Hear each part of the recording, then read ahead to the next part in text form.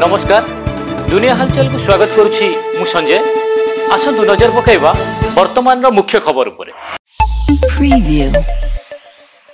उत्तर प्रदेश लखनऊ ठारे gas cylinder विस्फोरण घटी गोटे परिवार 5 जनकर मृत्यु घटिता बेले 4 जन गुरुतर भाव आहत होई स्थानीय मेडिकल रे भर्ती। मृतकों मध्य 3 जन पिला थिया बेले सर्ट सर्किट जोगु 2टी सिलिंडर विस्फोरण घटिथिबा सूचना।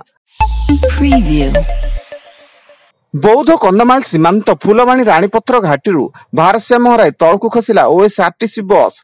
फल बस रे 15 रु अधिक यात्री आहत होई निकटस्थ फुलवाणी एवं पुराना कटक हॉस्पिटल रे भर्ती थिया बेले बस टी फुलवाणी रु अनुगुल आस्तला बोली सूचना। प्रधानमंत्री नरेंद्र मोदी कोलकातार हावड़ा रे देशर सर्वप्रथम अंडर वाटर मेट्रो टनल रो शुभ उद्घाटन करने स्कूल पिलांक अंडर वाटर मेट्रो रे बसी यात्रा करचंती एवं हुगुली नदी रे 16.6 किमी यात्रा करिबो ई मेट्रो ट्रेन।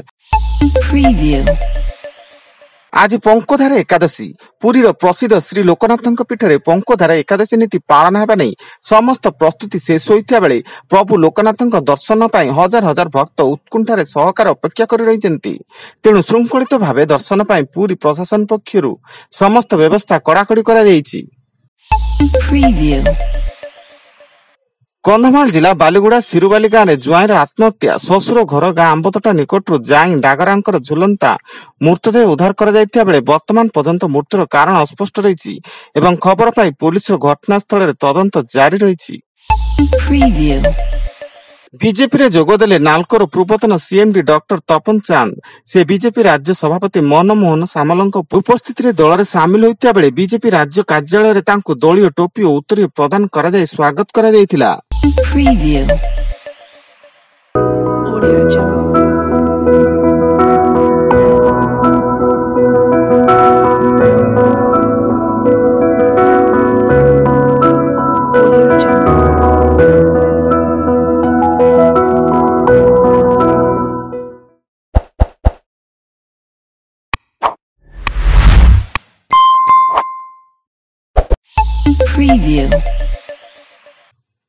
केन्दुझर जिला पाटना चंपुआ रास्ता रे पानी पाई रास्ता अवरोध कले महिला।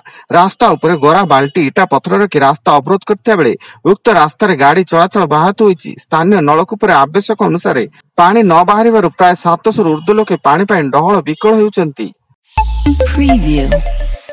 कलाहांडी जिला गोलमुंडा थाना टेमोरी निकट एक ट्राक्टर भारसाम्य रास्ता तलक ओलट पड़ा फल ट्राक्टर तले चापी ड्राइवर मृत्यु एवं ड्राइवर जनक स्थानीय ग्रामर पिंटू गोपाल बोली सूचना।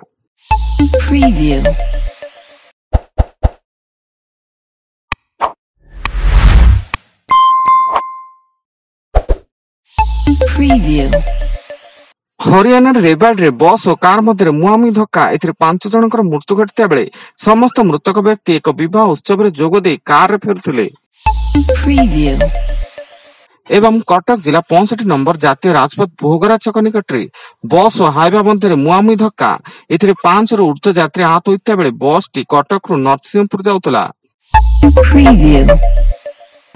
वर्तमान पई एतिकी अधिक न्यूज अपडेट्स पई विजिट करंतु आम वेबसाइट www.duniyahalchal.in। धन्यवाद।